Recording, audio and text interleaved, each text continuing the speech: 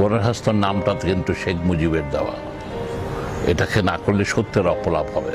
তখন পাতায় বলে দেশটাকে তো, দেশ তো মুক্ত হলো, দেশটা তো গড়তে হবে, তাই আমি থেকে যাই। আমি আর দেখে ফিরে যাইনি, ফাইনাল অ্যাফেয়ার্সেস পরীক্ষাও দিইনি, ফিরে এই দেশে রয়ে গেছি। তাতে আমরা তখন যে একটা স্বাস্থ্য ব্যবস্থা করার জন্য গণস্বাস্থ্য কেন্দ্র, তো এখানে উল্লেখ না করে উপায় নেই। গণস্বাস্থ্যর নামটা কিন্তু শেখ মুজিবের দেওয়া, এটাকে না করলে সত্যের অপলাপ হবে। আমার ইচ্ছা ছিল নামটাকে বাংলাদেশ ফিল্ড হসপিটাল। এটি মুক্তিযুদ্ধের নাম, মুক্তিযুদ্ধের স্মরণিকা, মুক্তিযুদ্ধের জন্য সেটা। তখন শেখ মুজিব বলেন যে, আমাকেও বলেন যে, ডাক্তার আপনি 3টা নাম ঠিক করেন, আমি 3টা নাম ঠিক করব।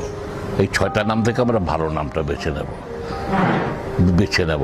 ঠিক সেভাবে গণস্বাস্থ্য কেন্দ্র নামটা উনি স্থির করে দেন, বলতে এটি সুন্দর নাম হয়, এই নামে করেন। এবং উনি আমাদের জন্য বেশ কিছু জায়গাও অ্যাকোয়ার করিয়ে দিয়েছিলেন, যেখানে আজকে সাভারে 13ই আগস্ট সাভার থেকে ডাকিয়ে এনেছিলেন। উনি 14 আগস্ট রাত্রিবেলা মারা গেছেন, আমাকে ডাকিয়ে এনেছিলেন উনি সাভার থেকে। রক্ষীর প্রধান কর্নেল নুরুজ্জামানকে দিয়ে ডাকিয়ে পাঠিয়েছিলেন। আমি সকাল 10টার সময় এসেছিলাম ওনার বঙ্গভবনে, সেখানে আমার সাথে ওনার প্রায় 3 ঘন্টা 4 ঘন্টার মতো মিটিং হয়।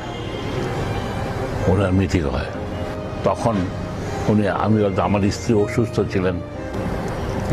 উল্লেখ করা দরকার, সিরাজ শিকদারকে মারা যাওয়ার পরে আমাকে সরকার বন্দি করেছিল, মুজিব সরকারই আমাকে বন্দি করেছিলেন।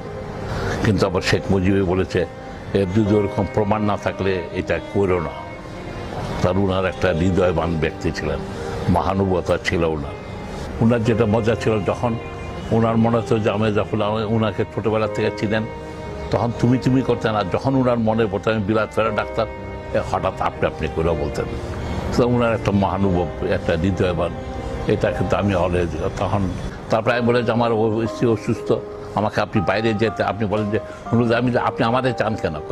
তুমি বুদ্ধিমান, তোমার সেলফলেসনেস আছে, তোমার সাহস আছে, তুমি বিলাত থেকে সব কাজকর্ম বাদ দিয়ে চলে আসো, সুতরাং তোমাকে আমি চাই। তোমরা আমার সাথে থাকলে আমরা সুন্দর বাংলাদেশ করব। না, ওনার বাংলাদেশ সুন্দর করার ইচ্ছা ছিল, এটাকে না করা যাবে না।